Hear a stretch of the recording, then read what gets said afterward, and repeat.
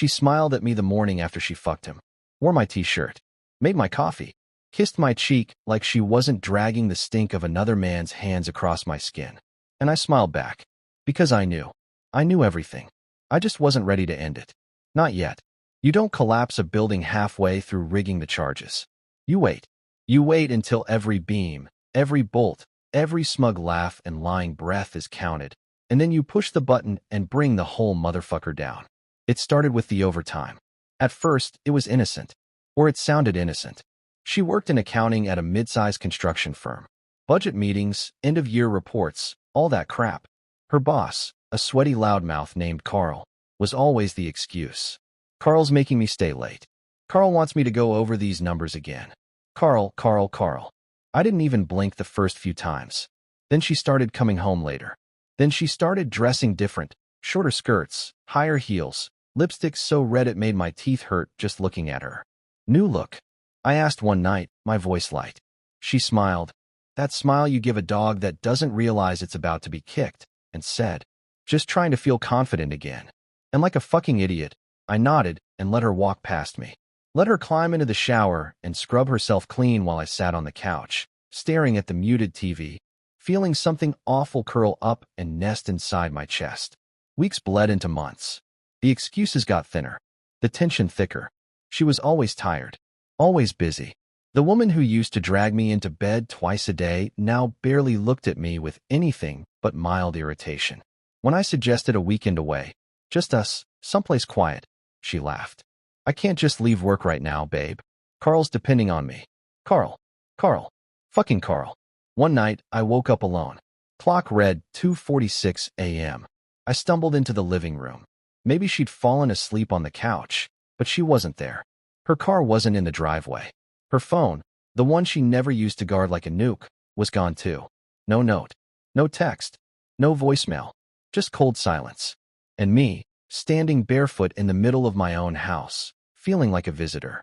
The next morning, she strolled in like nothing was wrong, tossed her keys on the counter, kicked off her heels, hummed a song I didn't recognize as she peeled off her jacket. I sat at the kitchen table, hands flat against the wood, forcing myself to stay calm. Where were you? I asked, voice steady. She blinked, all faux innocence. Work emergency. Carl needed me to. I held up a hand. Save it. For the first time in weeks, she faltered. A crack in the armor. Barely a flicker, but I saw it. She recovered fast. Laughed. Patted my cheek like I was some sad puppy. God, you're so dramatic sometimes. Then she floated upstairs, humming that goddamn song. I sat there until the sun came up. Something inside me snapping, brittle and final. This wasn't love anymore. This wasn't even hate. This was war. But not yet. You don't swing the axe before the roots are exposed. You dig. You watch. You wait. And when you strike, you make sure the whole rotten tree comes down screaming. I started small. Checked the GPS history on her phone while she was in the shower. Half the places she said she was never lined up. Some nights, she never went near the office. Some nights, she wasn't anywhere near downtown at all. I bought a second phone, a burner. Installed a tiny GPS tracker under her car's rear bumper. Cost me $42 and 2 scraped knuckles. Every night she was working late, I watched that little blinking dot dance across the city. Restaurants, hotels, parks after dark. Never alone. Always with Carl. At home, I played dumb. I kissed her forehead when she got back from work. I nodded when she muttered about deadlines. I listened when she bitched about how ungrateful Carl was, how annoying it was to be so essential. And every word she spoke was a stone stacked higher on the gallows. I kept a journal. Every lie, every missed call, every late night documented. Because it's not enough to catch a traitor. You have to prove it. You have to smother them in the evidence until there's no breath left. Things at home got uglier. She stopped pretending to care. Stopped touching me, even by accident. We sat in silence most nights, 2 corpses rotting side by side, pretending not to notice the maggots. I offered date nights, weekend trips, counseling. She refused everything. You're being clingy, she snapped once, shoving past me to get to the bathroom. Clingy. Me. The man who built this life for her. Who paid for the house, the car, the vacations, the jewelry she wore to impress another man. Clingy. One Saturday afternoon, I drove past her office. No cars. Empty lot. Dead silent. She'd told me she was pulling a double shift. Crunch time, she'd said. Carl needs me, she'd said. So I parked across the street and waited. 2 hours later, her car pulled in. Carl was driving. She stumbled out of the passenger seat laughing too loud, her hand brushing his chest in a way no woman touches a man she doesn't want. He smirked, tossed his keys in the air, watched her ass sway as she walked ahead of him into the building. I didn't take a picture. Not yet. Pictures are for proof. I was still gathering ammunition. At home that night, she smiled at me over dinner, asked me how my day was, listened to my answer like it was background noise. Later, when she kissed me goodnight, I could still taste him on her lips. I swallowed it. All of it. For now. Because revenge doesn't come when you're angry. It doesn't come when you're hurt. It doesn't even come when you're broken. Real revenge comes when you're empty. When you've been hollowed out, scraped clean of hope and mercy. When there's nothing left but cold calculation. And I was getting there. One lie at a time. One fake smile at a time. One late-night shower to scrub off his fingerprints at a time. The thing about watching someone betray you, slow and methodical, is that it kills you in pieces. Not in big theatrical stabs. No, that's Hollywood fantasy. It's slower. Dumber. It's hearing them laugh a little too loud at their phone screen while you sit across the room pretending to care about the game. It's realizing she hasn't made you a cup of coffee in 6 weeks after doing it every morning for 8 years. It's feeling your name die in her mouth like it's too much effort to say anymore. But you keep smiling. You keep nodding. Because the noose only tightens if you stand very, very still. She started staying out even later. At first it was 7 p.m., then 9 p.m. Then sometimes she wouldn't crawl in until after midnight, smelling like perfume and sweat and stale beer. Always an excuse.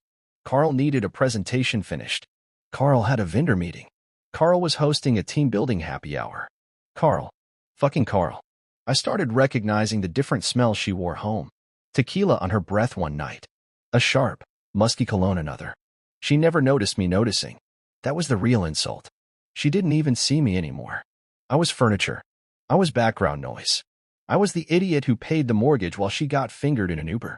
One night, I followed her. She kissed me on the cheek, dry, mechanical, and said she was going to a work dinner. Supposed to be some big client from out of town. I'll be late, she chirped, throwing on a too-tight blouse I hadn't seen before. Don't wait up. I waited 10 minutes. Then I grabbed my keys and followed. Stayed far enough back she wouldn't see my headlights. Watched her pull into the parking garage of the Radisson downtown. Watched Carl's truck pull in right behind her. Watched her climb into the passenger seat of his truck like she'd done it 100 times before. They didn't drive to a client dinner. Didn't drive to any fucking meeting. They went to a high-rise condo complex 20 minutes away. He had a key. She had a smile so big it made me want to vomit blood. I sat across the street for 3 hours. Didn't cry. Didn't scream. Didn't even pound the steering wheel like a maniac. I just sat there. Let it sink into my bones like a slow, seeping infection. Because this wasn't new. This wasn't some one-time slip. This was a routine. This was life now. And if she was going to kill us, then I sure as hell wasn't going to make it painless for her. At home, I sharpened my tools. Not literal knives, though God knows it crossed my mind at 3 a.m. on the worst nights. No, sharper weapons. Colder ones. Paper trails. Bank records. Screenshots. Photographs. I bought a small voice recorder. Started leaving it hidden around the house. Tucked inside the kitchen cabinets, behind the couch cushions, in the dirty laundry pile by the door. I caught everything. Phone call she made to Carl, giggling like a teenager. Whispers into her pillow after she thought I was asleep. Moaning his name under her breath in the shower. I learned things I can never unlearn. Like how she used to text him naked pictures from our bedroom. How she used to tell him she was stuck with the roommate when talking about me. How they joked about me being so clueless. It was pathetic. Each revelation drove another rusted nail through my ribs. But I didn't stop. I couldn't. You don't stop halfway through an exorcism. You go until the demon's ashes are blowing in the wind. At work, I started lying too. Took sick days I wasn't sick for. Shifted my schedule. Stayed up late tracing her GPS tracker, documenting every place she claimed she wasn't. The walls were closing in, but she didn't feel it. Not yet. She was too high on adrenaline. Too sure of her own brilliance. Too drunk on Carl's hand on her thigh and his cock in her mouth to notice that the floor was rotting under her feet. Her arrogance grew by the day. She started picking fights over nothing. Accused me of being distant. Said I was neglecting her. said maybe we needed a break. Every word out of her mouth was a dagger she was trying to lodge deeper into my back. I took it all, smiling, nodding, feeding her the rope she needed to tie the noose around her own neck. One night, she came home sloppy drunk, makeup smeared, one shoe missing. She stumbled through the front door around 2 a.m., giggling to herself like a lunatic. I helped her into bed, tucked the covers around her, and kissed her forehead. She passed out immediately, snoring loud enough to shake the windows. I sat there for an hour, just watching her, wondering how the hell I ever loved someone so ugly on the inside, wondering if I could ever scrub her stench off my soul. That was the night I decided. No more gathering evidence. No more waiting. The end was coming, and it was going to be biblical. But not yet. She still had a few more sins to commit, a few more lies to tell, and I was going to catch them all, every last rotten whisper, and shove them down her throat in front of everyone she ever tried to impress. I was going to salt the earth she walked on so nothing would ever grow for her again. Because when you go to war, you don't just kill the enemy. You destroy their whole fucking legacy. The thing about rot is, you don't see it at first. You smell it. You sense it. Tiny at first, a sour taste in the back of your throat, a flicker in the corner of your eye, a wrong note in a familiar song. You tell yourself it's nothing. You lie to yourself harder than anyone else can. Because the truth isn't just ugly, it's fatal. I told myself she was just tired. Told myself we were just in a rough patch. Told myself she still loved me somewhere under all the late nights and half-hearted kisses and fake, "I'm just tired," excuses. I knew better. But I still played dumb. Because the longer I pretended, the closer she got to burying herself. The signs got sharper. I started noticing how she never invited me to office parties anymore. Started mentioning new coworkers I'd never heard of, people who magically filled every night and weekend but never showed up on her Instagram. Started spending hours texting, screen tilted just out of my view, smiling at messages she never shared. Started coming home showered at night, when she used to hate late showers. Started sleeping with her phone on silent under her pillow. One night, I asked casually, "How's Carl?" She flinched. It was small, maybe nothing to a casual observer. But to a man who had studied her face longer than anyone else in the world, it was a goddamn earthquake. She recovered fast. Too fast. "He's fine," she said, "too breezy. Still an asshole." I nodded, took a sip of my beer. Watched her eyes dart away, lips twitching, not with guilt, but calculation. She wasn't afraid of me. She thought she was smarter. I started finding little things. Hair ties under the passenger seat of her car that weren't hers. Receipts from restaurants she swore she hated. A hotel key card jammed under the seat cushion of the couch. No names. No direct evidence. Just whispers. Just fingerprints. Just blood in the water. Enough to know, but not enough to act. Not yet. She grew bolder. Started forgetting to wear her wedding ring. Started posting selfies with captions about freedom and new beginnings. Started staying gone for entire weekends with nothing but vague text at 2 a.m. "Love you." Busy. Busy. Busy getting railed in some cheap hotel by her boss while I fixed the sink she kept bitching about. Busy laughing at me with her friends behind my back. Busy killing whatever was left of the man she used to pretend to love. I pretended not to notice. Pretended so hard it hurt. Every time she touched me, it felt like pressing my hand against a hot stove. Every kiss was a bullet I swallowed without flinching. But I needed her to think she was winning. Needed her to feel invincible. Because people only make fatal mistakes when they think they're untouchable. There was a charity event one Saturday. She insisted I come. Practically begged. Said it was important for appearances. Said Carl would be there, and didn't even flinch when she said it. I agreed, of course. Smiled wide. Promised to wear my best suit. And I did. The event was nauseating. Held at a swanky rooftop bar downtown. All string lights and overpriced wine and fake laughter. She floated through the crowd like royalty, laughing too loud, touching too many arms, tossing her hair like a shampoo commercial. Carl wasn't hard to spot. Big greasy bastard in an ill-fitting suit, grinning at everyone like he owned the place. I watched them. Watched how she tilted her body toward him without realizing it. Watched how his hand grazed her waist, his fingers lingering just a fraction too long. Watched how she smiled at him, the real smile, the one I hadn't seen aimed at me in months. Later that night, after too many drinks and too many fake smiles, she stumbled into the cab with me. Fell asleep on my shoulder. I stared out the window, watching the city smear past in neon streaks, and realized I didn't love her anymore. I loved the ghost of her. The memory of a woman who didn't exist anymore. maybe never had. At home, I tucked her into bed, pulled her shoes off, draped a blanket over her. She mumbled Carl's name in her sleep. Not loud, not clear, but enough. Enough that if I wanted to, I could have shaken her awake, demanded answers, started the fireworks right there. I didn't. I kissed her forehead, turned off the light, and left the room. Because it wasn't enough just to catch her.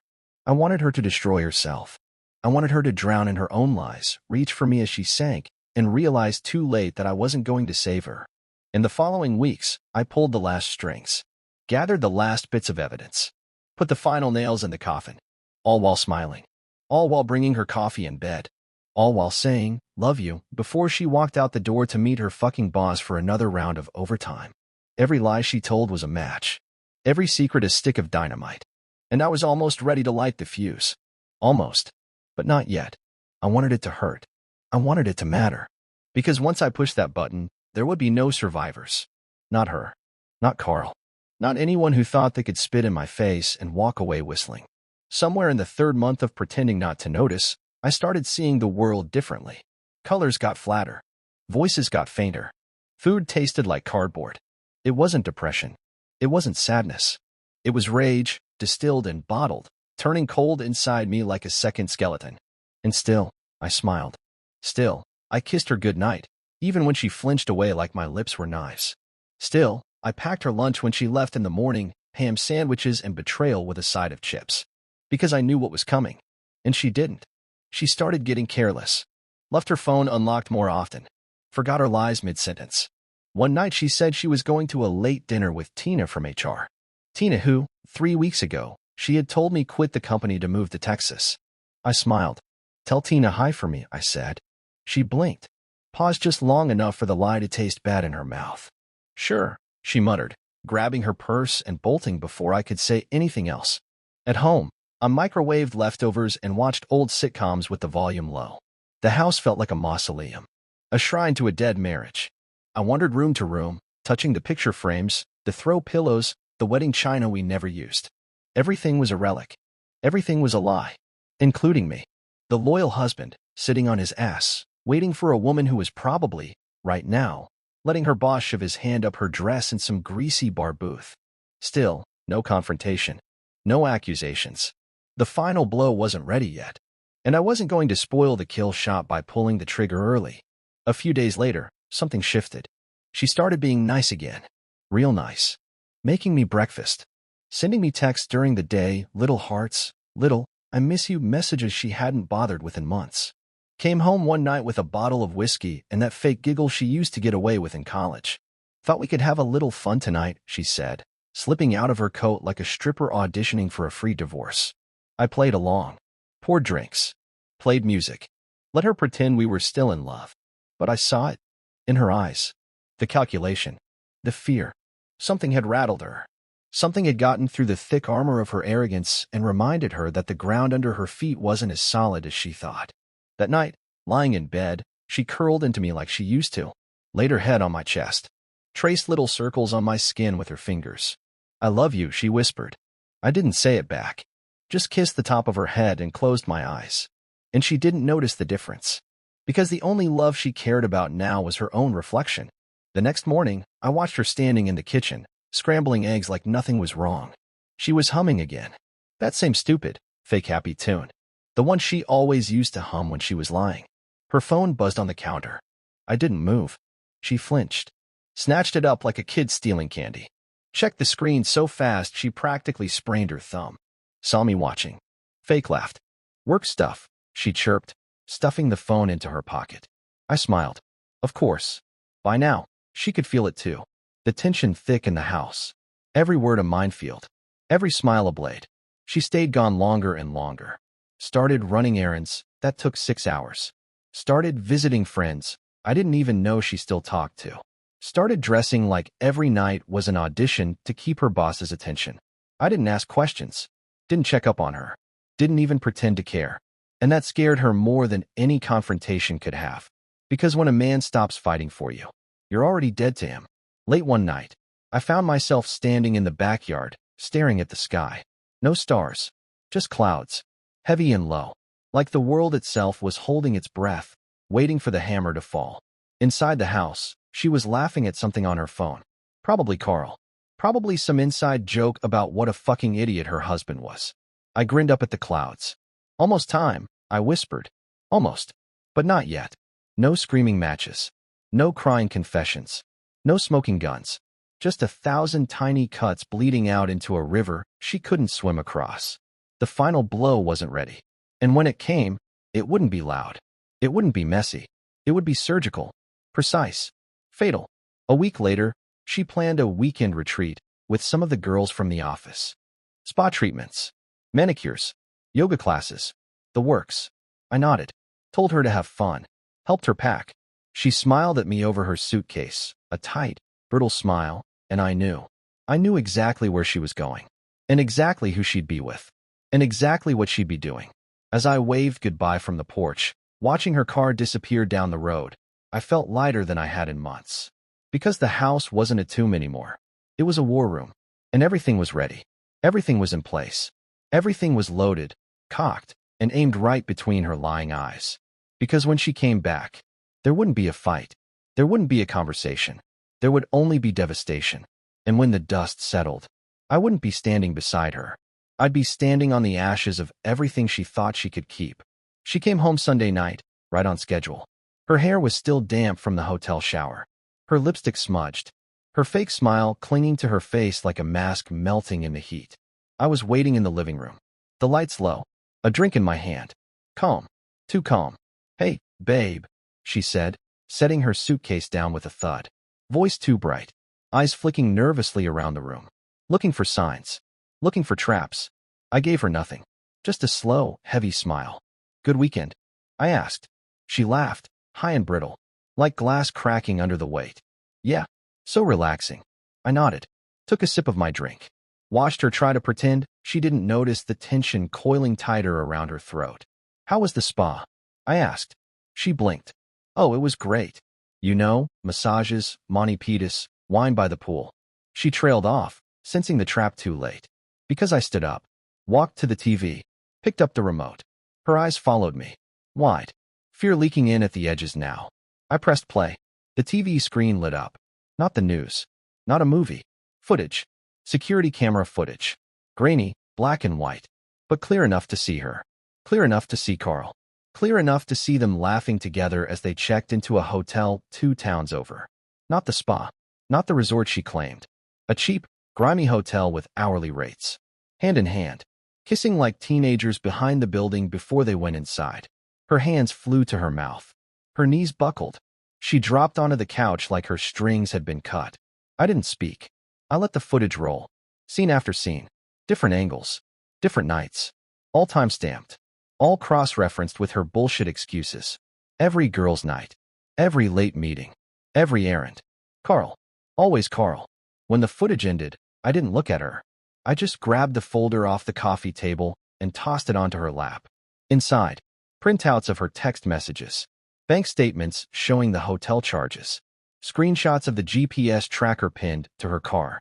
A copy of the notarized divorce filing. And copies of the HR complaints filed against Carl. From me, from anonymous co-workers I'd contacted, from every employee they'd ever slighted or bullied.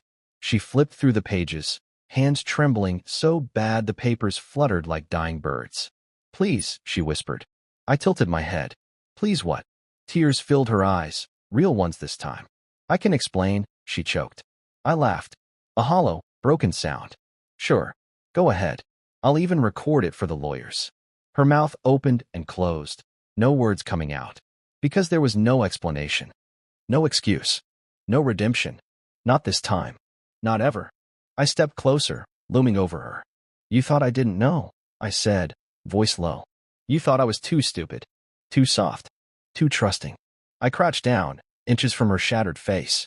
You thought you could keep lying until you were ready to trade up. I smiled. Cold. Merciless. But you didn't realize something, sweetheart. She whimpered. I leaned in closer. You weren't trading up. You were trading down. I stood. Tossed my wedding ring onto the coffee table where it clattered like a gunshot. You're done here. Her mouth dropped open. What do you mean? I pointed to the front door. Out. She blinked, stunned. Where am I supposed to go? I shrugged. Maybe Carl's couch? Assuming his wife hasn't already burned it. Because, you see, I didn't just file divorce papers. I didn't just send evidence to HR. I didn't just gather proof. I sent it all, everything, to Carl's wife. 3 nights ago, right before their retreat. And Carl's wife? She didn't sit on it. She packed his shit, changed the locks, called his boss, Carl's boss, not hers, and dumped a thick envelope of evidence onto the man's desk first thing Monday morning. Corporate HR? Already investigating. Police? Already looking into misuse of company funds. Turns out Carl had a habit of expensing hotel stays for client meetings. Carl wasn't just facing a divorce. He was facing unemployment, public disgrace, maybe charges. And my wife? My soon-to-be ex-wife? The cherry on top? Thanks to her prenup, that ironclad, bulletproof prenup she never bothered reading, she got nothing. No house. No alimony. No retirement fund. Nothing. Just the suitcase she packed for her spa weekend. She begged. She cried. She threw herself at my feet. Swore it was a mistake. A phase. A one-time thing. I just stared at her. Cold. Empty. Get out. When the door slammed behind her, the house felt lighter. Cleaner. Like the corpse of our marriage had finally been dragged out and buried deep where it belonged. I poured myself another drink. Sat down on the couch. Turned the TV back on. Not the security footage. Not the news. Just an old western. Cowboys. Good guys and bad guys. Simple stories. The way things should be. Because she thought she was writing the ending. She thought she was the author of our tragedy. But I was the one holding the pen.